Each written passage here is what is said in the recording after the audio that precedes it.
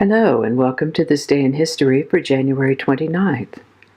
January 29th is the 29th day of the year in the Gregorian calendar, with 336 days remaining until the end of the year, except for leap years, in which case there are 337 days remaining until the end of the year. Today's word is opulent.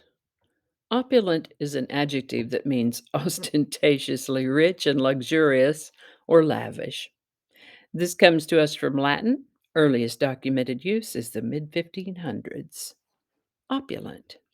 And with that, we're going to start in the year 1737. Now, we've talked about Thomas Paine before. He's known for having published a pamphlet entitled Common Sense in 1776, which established him as one of the founding fathers of the United States. Thomas Paine was born on January 29, 1737. He lived to the age of 72.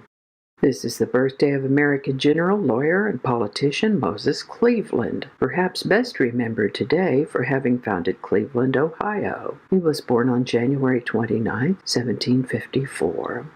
King George III died on this date in 1820. This is the very King George whose authoritarian demands prompted the American colonists to cleave together and fight for independence from Britain. On January 29, 1843, William McKinley was born. He became the 25th president and was the first one to ride in an automobile. Edgar Allan Poe's poem, The Raven, was published in the New York Evening Mirror on January 29, 1845. Kansas became the 34th state to enter the Union on January 29, 1861. This is the birthday of American actor, comedian, and screenwriter W.C. Fields. He was born in 1880.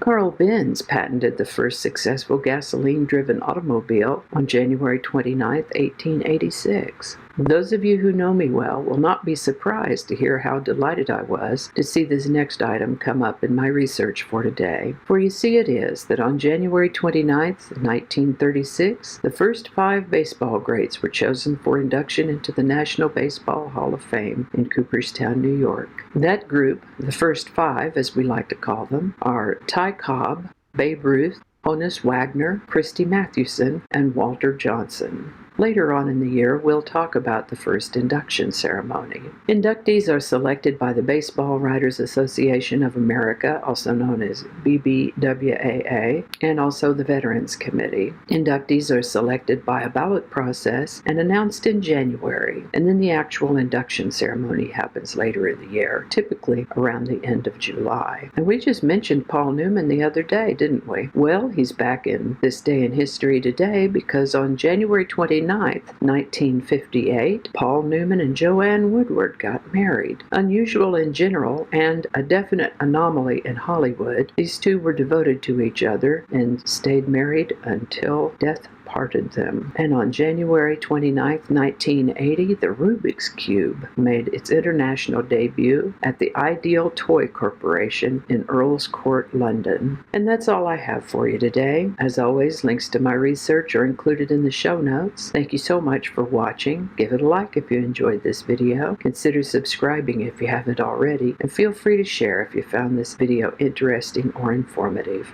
While you're on the internet, check out my other channel, 8 Susquehanna. There's a link in the show notes to that as well. Thanks again, and I'll see you next time. Alrighty. Let's read that again. Neighbors. Let's try something different here. That might not make it into the video, we'll see.